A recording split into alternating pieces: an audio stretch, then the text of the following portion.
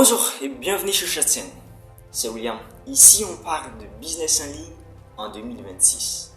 Si vous voulez lancer votre activité, votre business ou votre entreprise cette année 2026, vous êtes au bon endroit. Donc, abonnez-vous et activez la cloche de notification pour ne rien rater sur cette chaîne.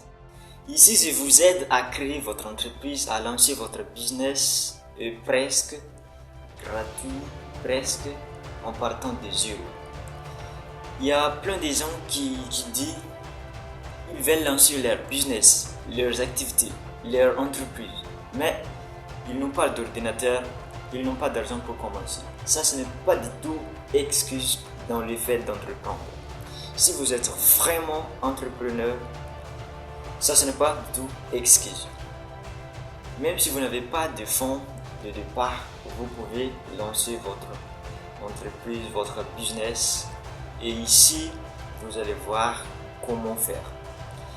Et je sais qu'il y a plein de chaînes YouTube qui parlent de business en ligne comme ça, mais la plupart donnent des conseils irréalistes, la plupart vont vous faire perdre du temps, mais ici je vous promets, si vous suivez notre conseil, vous allez forcément finir par lancer votre activité, votre business. Et vous savez quoi? Je vous aide à lancer votre business, à créer votre entreprise. Et je vous aide aussi à tout faire loin des arnaques. Je vous aide à repérer les arnaques en seulement quelques secondes ou quelques minutes selon l'outil que vous utilisez. Donc, abonnez-vous, activez la cloche de notification pour ne rien rater. Alors, aujourd'hui, je vais vous partager quelques conseils pour les futurs entrepreneurs. Si vous rêvez de devenir entrepreneur, alors restez jusqu'à la fin de cette vidéo pour avoir ces conseils. Ok, le premier conseil, si vous voulez lancer ou créer votre entreprise en partant de zéro, donc vous n'avez pas de fonds de départ pour créer votre entreprise, donc vous devez avoir de la patience et une bonne mentalité. Si vous n'avez pas de fonds de départ et vous n'avez pas de bonne mentalité, vous n'avez pas de la patience, donc ce sera impossible de lancer votre activité, de lancer votre business, de créer votre entreprise, même avec des fonds de départ. Donc ça, ce sera utile pour vous. Il faut avoir de la bonne mentalité et de la patience. Considérons qu'il y a une personne qui veut entreprendre, mais qu'elle n'a pas de la bonne mentalité, elle n'a pas de la patience. Donc, à la fin du premier mois et du deuxième mois, cette personne ne voit pas exactement des résultats concrets. Donc, elle va finir par abandonner son projet parce qu'elle n'a pas de la patience. Mais c'est normal qu'au bout des 2 premiers mois dans l'entrepreneuriat, on ne voit pas exactement des résultats concrets. Parce que c'est comme ça qu'on débute dans l'entrepreneuriat. Au bout des 2 ou 3 premiers mois, on ne voit pas exactement des résultats concrets. On ne voit pas un tel changement.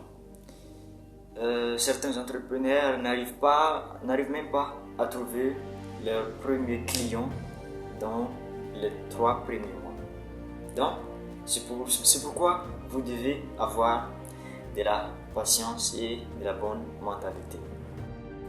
Deuxième conseil, vous devez comprendre que l'erreur est humaine et l'échec est une étape vers le succès, vers la réussite.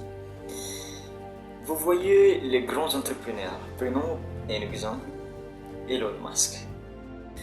Vous pensez qu'il n'a jamais échoué dans son projet? Non. S'il a abandonné au bout du deuxième essai de son projet SpaceX, je crois qu'il n'a pas pu devenir l'homme le plus riche du monde en ce moment. Mais même s'il a échoué, il continue. Jusqu'à maintenant, Elon Musk conseille toujours de prendre des risques, surtout aux jeunes. Now is the time to take risk. You don't have Yeah, you don't have kids, but as you get older, your obligations increase. And once you have a family, you start taking risks not just for yourself but for your family as well. It gets much harder to do things that might not work out.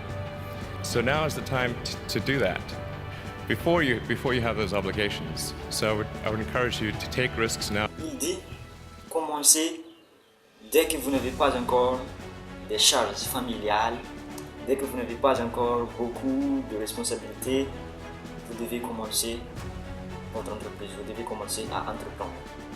Donc, vous devez comprendre que l'erreur est humaine et l'échec est une étape vers le succès. Tous les grands entrepreneurs avaient tous échoué avant qu'ils réussissent. Donc, vous devez comprendre ça.